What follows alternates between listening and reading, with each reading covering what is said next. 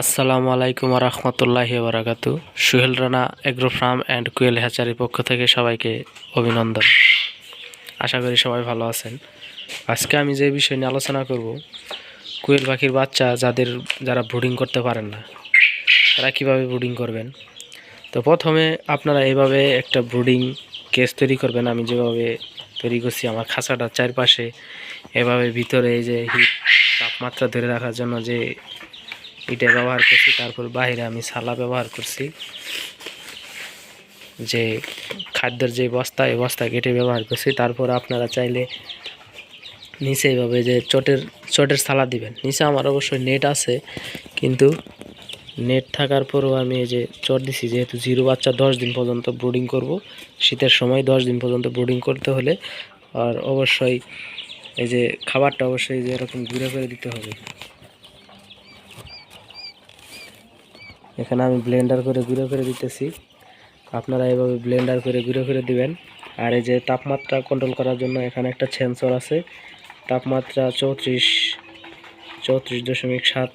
এই সেন্সর যখন এখানে 35 ডিগ্রি তাপমাত্রা হয়ে যাবে, অটোমেটিক লাইট অফ হয়ে যাবে।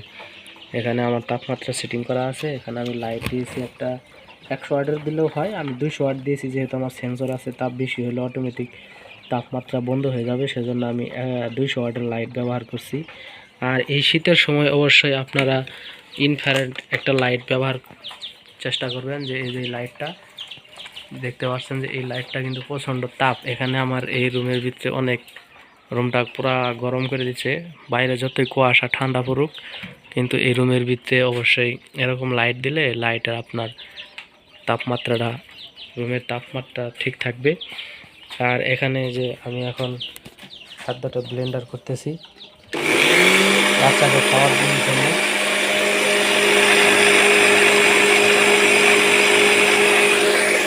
অবশ্যই আপনারা এরকম ব্লেন্ডার করে তারপরে বাচ্চাকে খাওয়াবেন। আর এগুলো হলো আমার প্যারেন্টস পাখি, এগুলো হলো আমার প্যারেন্টস ডিম পাড়া।